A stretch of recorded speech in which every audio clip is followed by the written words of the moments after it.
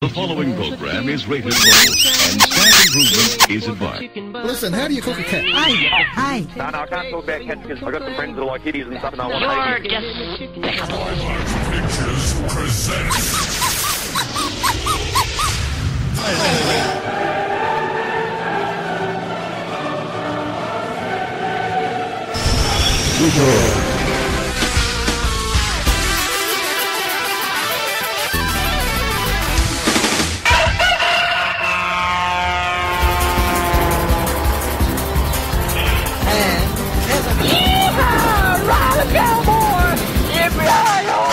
Fasten your seatbelt. It's going to be a bumpy night. Hey, monkey, get funky. It's time to pump it up. It's time to move it to you. It's time to make you move. Now, it is time to play.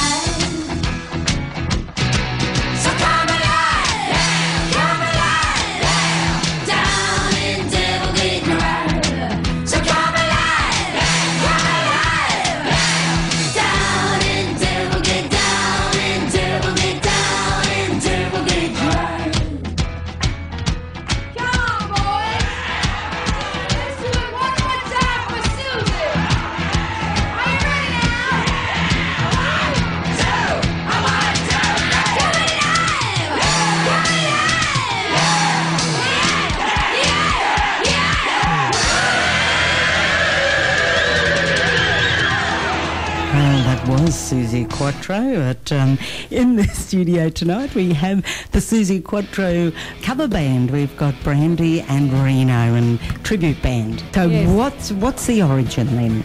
Melbourne. Okay, your origin, your and Reno's origin, starting off your bands.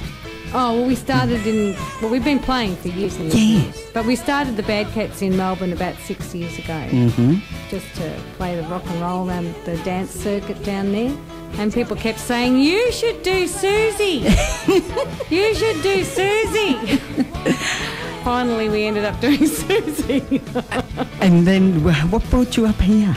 Basically, we came up for the Winter Sun Festival. Oh, yes. Yeah, in 2005. And while we were here, we got to know a promoter here and decided to move back. So we went back to Melbourne, that was in June, and we were back in Queensland by August. Gee, it didn't take long to pack up and come up, Pack up and come, bring all the kids. Yeah, that's right. Wonderful. Yeah, just like the Beverly Hillbillies.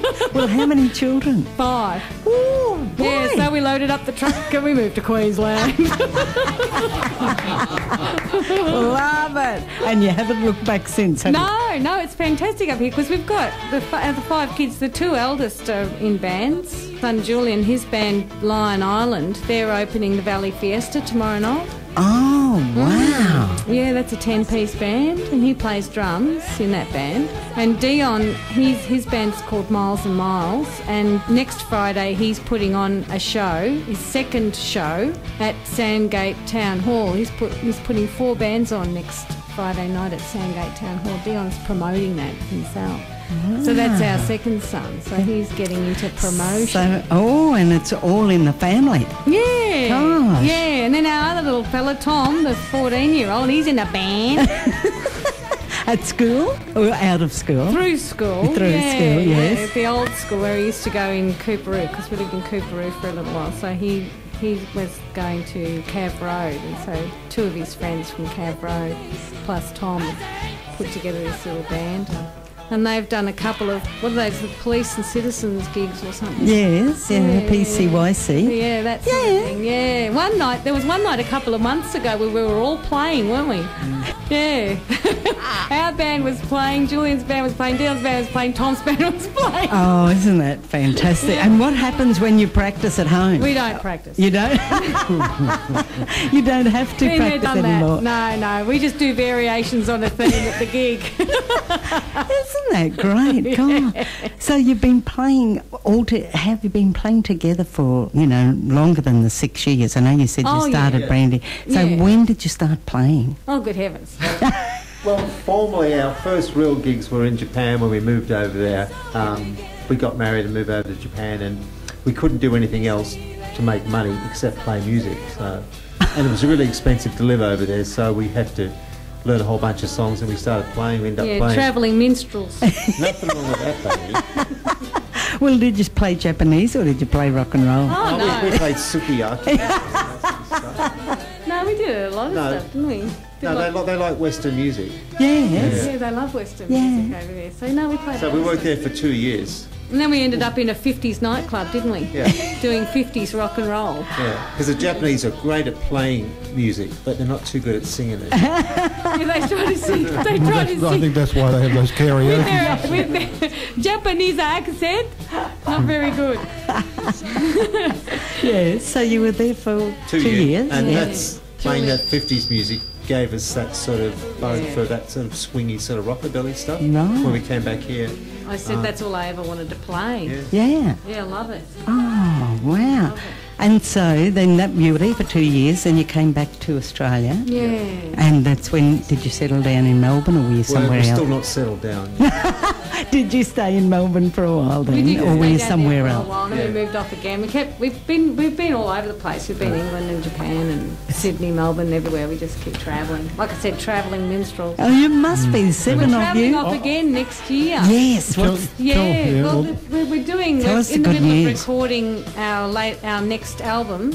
At Alchemic Studios. We'll hopefully have about 14 original tunes, 14 or 15 original tunes to go down on that album. That'll be for Brandi and the Badcats. And that's to be released in Europe and targeting the European market. And hopefully, and that's going to sort of be the advance for our tour. We're going over there in July. Gee, wow. Yeah, well, I see you've all... 6 weeks in July, hopefully. Yeah, I just see on the internet here then you seem to have a bit of a following over there already of people over there in Germany are actually doing reviews on your albums. So Yes. Pity I can't read German. Yeah, the first album's done quite well in Europe, so hopefully the second album will do even better. Gee, isn't that and great? we only had 3 originals on the first album, but this time it's all originals. Gee, and have you got someone over there pushing it? Oh, there's a promoter over there and people over there that are, wow, doing that sort of stuff for us. Oh, wow, so Can't good. do it all on your own. No, that's for sure. Oh, well, good luck with it all then.